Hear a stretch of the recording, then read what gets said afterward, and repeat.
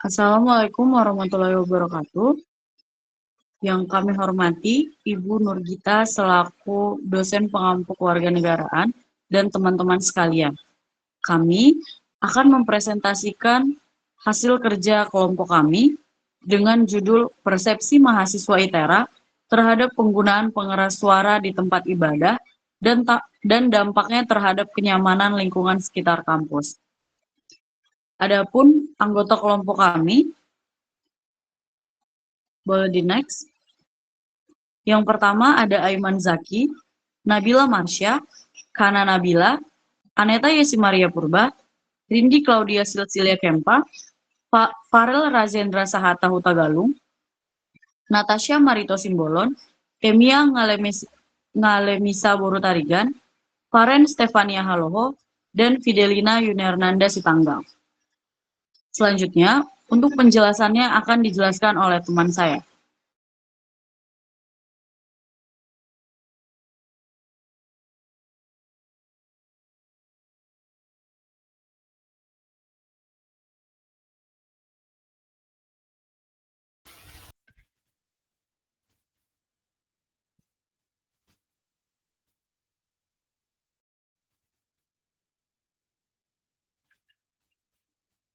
Baik, untuk latar belakang sendiri dari penelitian ini itu adalah Indonesia merupakan negara majemuk dengan banyak agama dan budaya.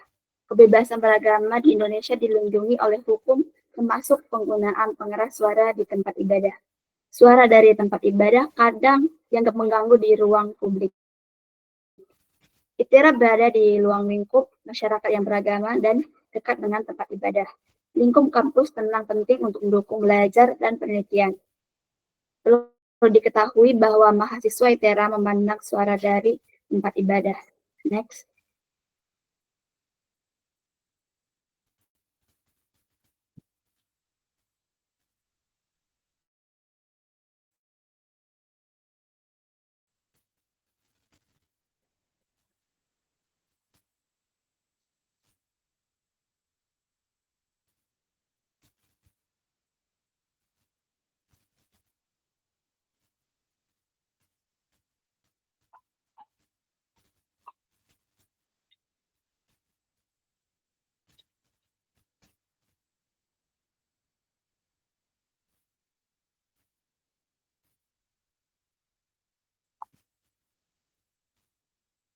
Untuk rumusan masalah sendiri itu, yang pertama itu, bagaimana persepsi mahasiswa ITERA terhadap penggunaan pengeras suara di tempat ibadah yang berada di sekitaran lingkungan kampus itu.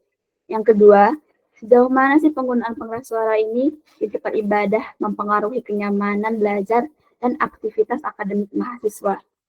Yang ketiga, apakah terdapat perbedaan persepsi mahasiswa berdasarkan latar belakang keagamaan? Yang keempat, bagaimana mahasiswa menilai keseimbangan antara kebebasan beragama dan kebutuhan akan lingkungan belajar yang tenang dan kondusif. Dan yang terakhir itu, apakah ada solusi atau pendekatan seperti apa yang dianggap paling tepat oleh mahasiswa dalam mengatasi potensi gangguan kenyamanan tersebut?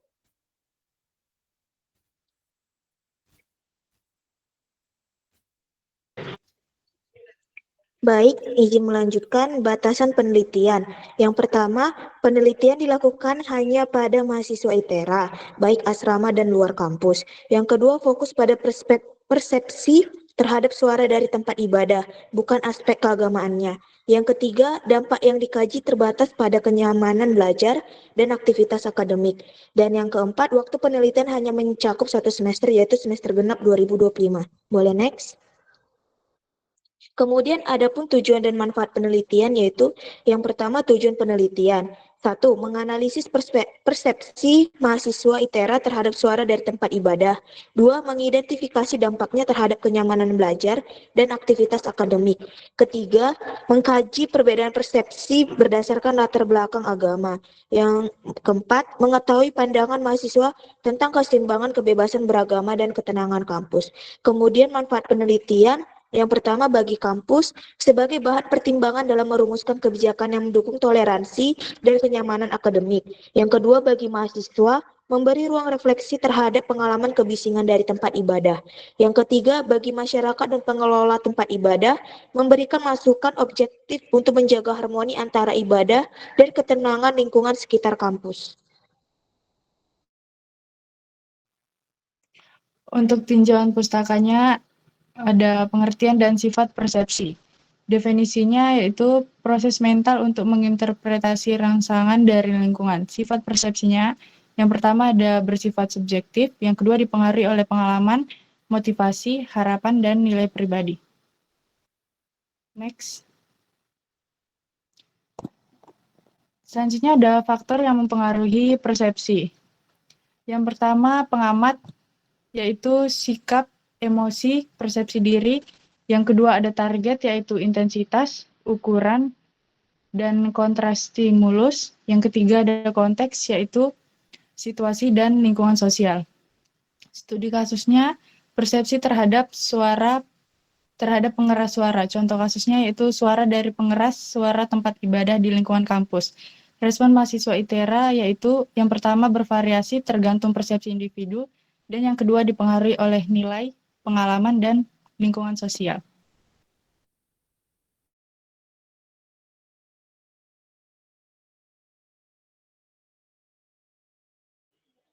Di sini ada implikasi dalam penelitian. Yang pertama ada persepsi tidak hanya soal teknis volume suara, tetapi juga makna sosial dan emosional. Yang kedua, persepsi mahasiswa ITERA mencerminkan nilai keyakinan dan pandangan terhadap kehidupan beragama di lingkungan kampus.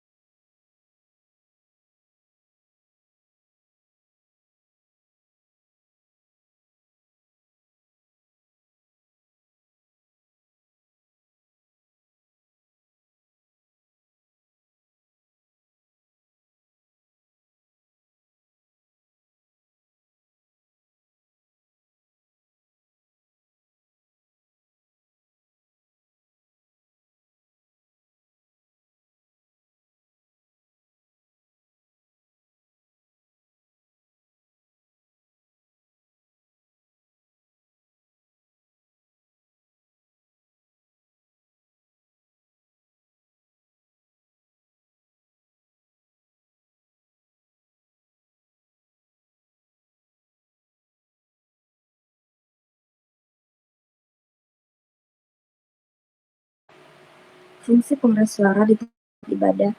Pengeras suara digunakan untuk memperjelas dan menyebarkan suara kepada jamaah, baik di dalam maupun di luar ruangan. Selain fungsi teknis, alat ini juga menjadi simbol komunikasi spiritual yang memperkuat nuansa religius. Dengan adanya pengeras suara, kegiatan ibadah dapat berjalan dengan lebih tertib, teratur, dan menjangkau lebih banyak jemaah. Pengeras suara, kenyamanan vs kebisingan. Yang pertama, suara keagamaan bisa dianggap sebagai gangguan jika terlalu keras atau lama. Yang kedua, WHO 2018 menyarankan pengaturan volume, durasi, dan waktu penggunaan demi kenyamanan publik. Yang ketiga, di kampus ITERA, perlu strategi yang seimbang antara kebebasan beribadah dan kenyamanan lingkungan multikultural. Kemudian metode yang kita gunakan adalah metode kualitatif deskriptif, di mana kita memulai Setelah itu kita menentukan tempat penelitian. Setelah itu melakukan wawancara dengan metode kualitatif, mengidentifikasi masalah.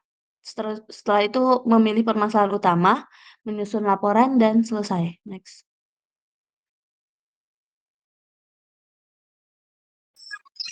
Topik pembahasan sikap dan perilaku tidak berkarakter. Yang pertama, ada ketidakrukunan, yaitu iri hati dan tidak terima teguran. Yang kedua, tidak sopan, atau bahasa kasar, atau main HP saat bicara. Selanjutnya, mengganggu orang lain, seperti menyalakan musik dengan keras, dan melakukan acara tanpa izin. Selanjutnya, tidak menghargai, atau mengejek, rasis, dan tidak mendengar pendapat. Kemudian didapatkan hasil pengamatan dan persepsi dari para mahasiswa. Hasil yang didapatkan, 1. Indonesia punya keberagaman agama, terdapat banyak rumah ibadah di area pemukiman mahasiswa ITERA. 2. Penggunaan pengeras suara rumah ibadah umum tapi bisa mengganggu kenyamanan warga sekitar jika volumenya tinggi atau durasinya lama. Kemudian pembahasannya menurut persepsi mahasiswa, 1. Mayoritas mahasiswa tidak terganggu sebanyak 65,5%. 2. Sebagian kecil, yaitu 10,3% merasa terganggu saat belajar ataupun beristirahat. 3. Terdapat perbedaan persepsi berdasarkan jarak tempat tinggal dengan rumah ibadah, latar belakang keagamaan, dan mahasiswa tetap menunjang toleransi beragama.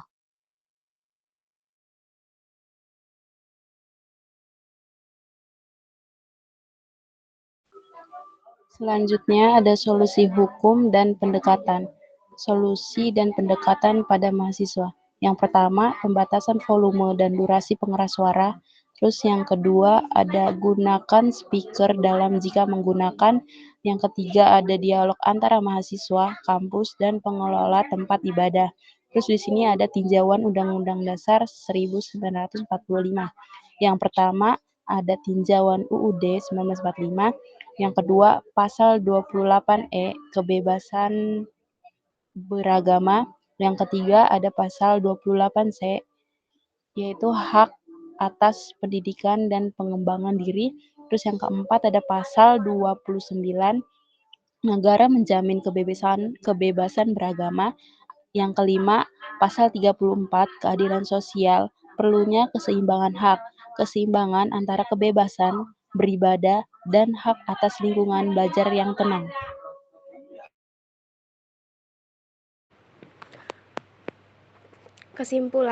Untuk kesimpulannya yang pertama, persepsi mahasiswa ITERA terhadap penggunaan pengeras suara di tempat ibadah beragam. Yang kedua, mayoritas toleran dan mampu beradaptasi, namun sebagian merasa terganggu.